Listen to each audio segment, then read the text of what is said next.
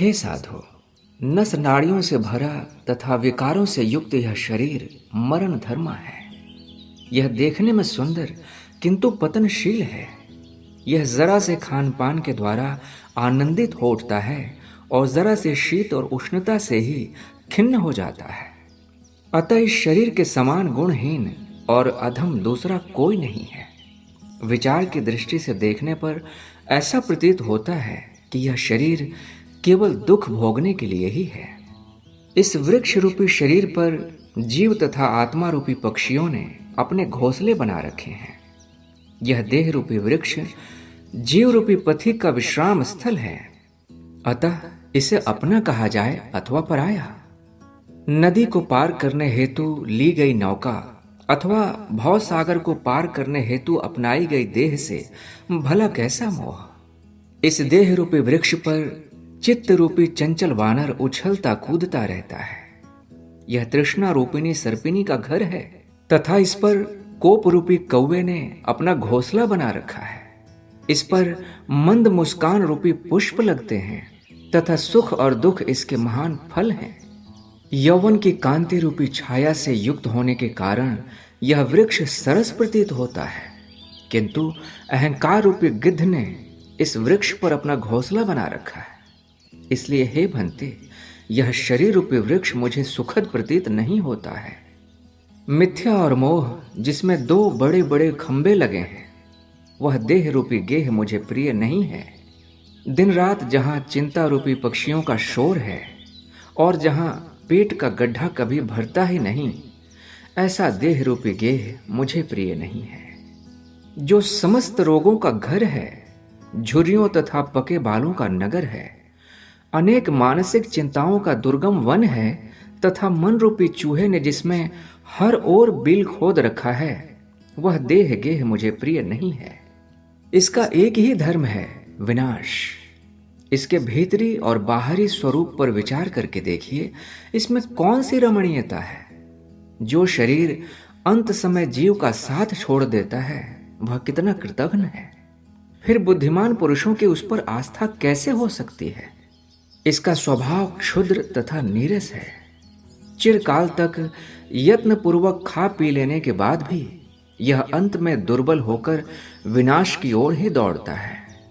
कोई भोग वैभव से संपन्न हो या दरिद्र, दोनों का शरीर समान ही होता है। बुढ़ापे के समय बूढ़ा होता है और मृत्यु काल में मर जाता है। जो लोग इस नाशवान शरीर में आस्था रखते हैं, वे मोह रूपी मदिरा का पान करके उन्मत्त हो गए हैं। इसलिए उन्हें बारंबार धिक्कार है। शरीर में ही निवास करने वाली मिथ्या ज्ञान रूपी राक्षसी ने मनुष्य की सुबुद्धि का हरण कर लिया है, जिस कारण मनुष्य यह देख नहीं पाता कि ना तो मैं इस शरीर का कोई संबंधी हूं और ना ही यह शरीर मेरा है। ना यह शरीर मेरा है और ना ही मैं यह शरीर हूं। ऐसा विचार करके जिनका चित्त परमात्मा में विश्राम ले रहा है, वही लोग मनुष्यों में उत्तम हैं। इस शरीर की तीन अवस्थाएं, बाल्य, युवा और वृद्धावस्था में से कोई भी अवस्था दोषों से खाली नहीं है। बाल्यावस्था में पशु पक्षियों जैसी चेष्टाएं होती हैं। बालक भांति भांति की लीलाओं में हठ पूर्वक प्रवृत्त होकर भारी मोह में पड़ जाता है। बाल्यावस्था में बालक अनेक प्रकार के दुष्चेष्टाएं करते हैं तथा किसी प्रकार की प्रतिष्ठा प्राप्ति उनके लिए दुर्लभ है। मनुष्य का शैशव काल सिर्फ दूसरों का शासन स्वीकार करने के लिए है, सुख और शांति प्रदान करने के लिए नहीं। जैसे उल्लू दिन में अंधकार से भरे हुए दूषित गड्ढों में छिपे रहते हैं, उसी प्रकार जितने दोष, दुराचार और चिंताएं हैं, वे सब के सब बाल्यावस्था में ही जीव के हृदय में छिपकर बैठे रहते हैं। बालक का मन झूले के समान चंचल है, उसे किसी भी तरह संतोष नहीं होता। सभी प्राणियों का मन अन्य सभी अवस्थाओं की अपेक्षा बाल्यावस्था में 10 गुना अधिक चंचल होता है। एक तो मन स्वभाव से ही चंचल है और बाल्यावस्था सभी चंचल पदार्थों में सबसे बढ़कर है, और जहां उन दोनों का संयोग हो, वहां अंतःकरण को चंचलता रूपी अनर्थ से बचाने वाला कौन है। बचपन और मन, सभी व्यवहारों में ये दोनों दो सहोदर भाइयों की तरह दिखते हैं। बाल्यावस्था में प्राणी सदा दीन रहता है और दूसरों से डरता है। उसकी बुद्धि और शरीर दोनों चंचल रहते हैं। वह देखते ही हर लुभावनी वस्तु की इच्छा करता है, किंतु इच्छित वस्तु को न पाकर ऐसे दुखी होता है मानो किसी ने उसके हृदय में घाव कर दिया हो। बालक का अंतःकरण बड़ा कोमल होता है। वह असत पदार्थों में सत्यता की बुद्धि रखता है। जिसके अंतःकरण में सर्दी और गर्मी का अनुभव तो होता है, परंतु वो उसका निवारण करने में समर्थ नहीं होता, उस बालक और वृक्ष में क्या अंतर है।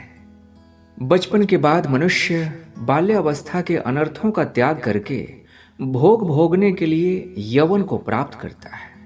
इस अवस्था में काम रूपी पिशाच मनुष्य के चित्त को अपने वश में करके उसका बारंबार तिरस्कार करता है। युवावस्था स्त्री, धन, कलह, मदिरा आदि दुर्व्यसनों के सहारे पुरुष के मन को घेरे रहती है, जो महान नरक का बीज है और सदा भ्रांति पैदा करने वाला है। उस यौवन के द्वारा जिनका नाश नहीं हुआ, वे मनुष्य किसी दूसरे से नष्ट नहीं हो सकते। इस भीषण यौवन रूपी नदी को जिसने पार कर लिया, वही पुरुष धीर कहलाता है। बिजली की तरह चमककर लुप्त हो जाने वाला यह मंगलमय यौवन सबको धोखा देने वाला है तथा स्वप्नावस्था में किए गए स्त्री सहवास के समान है। जैसे अत्यंत निर्मल, विशाल एवं पवित्र नदी भी वर्षा ऋतु में मलिन हो जाती है, उसी प्रकार परम निर्मल, विशाल एवं शुद्ध बुद्धि भी युवावस्था में कलुषित हो जाती है। बहुत से उत्तुंग तरंगों से युक्त भयानक नदी लांघी जा सकती है, किंतु भोग लिप्सा की कामना से युक्त युवावस्था को लांघना अत्यंत कठिन है। रजोगुण और तमोगुण से भरी यह विषम आंधी सद्गुणों की स्थिरता को नष्ट करने में कुशल है। जैसे जंगल की अग्नि वृक्ष को जलाती है, उसी प्रकार युवावस्था में जीव प्रियतमा के शोक की अग्नि में जलता रहता है। यह युवावस्था देह रूपी जंगल में कुछ दिनों के लिए प्रकाशित होने वाली शरद ऋतु के समान है। लोगों, तुम इस पर विश्वास न करो।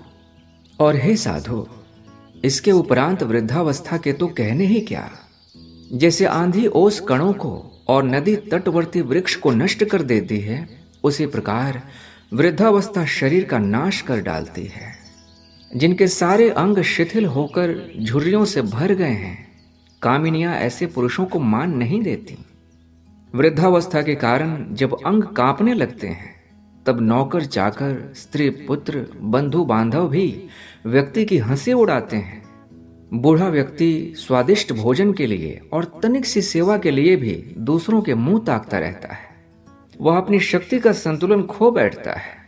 कभी खाने की शक्ति होने पर पचाने की शक्ति नहीं रहती, और कभी पचाने की शक्ति होने पर खाने की ही शक्ति नहीं रहती। इस प्रकार शक्ति ह्रास होने पर भोग की इच्छा तो प्रबल रहती है, किंतु भोग का सामर्थ्य नहीं रह जाता।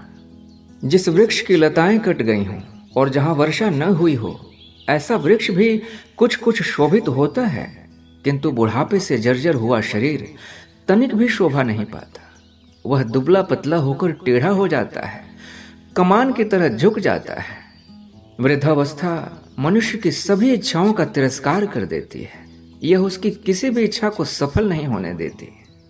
जैसे संध्या के प्रकट होते ही अंधकार दौड़ पड़ता है, उसी प्रकार शरीर में वृद्धावस्था को देखते ही मृत्यु दौड़ी चली आती है।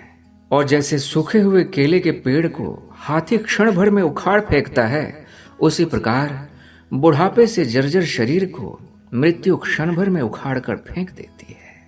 हरिओम तत्सत।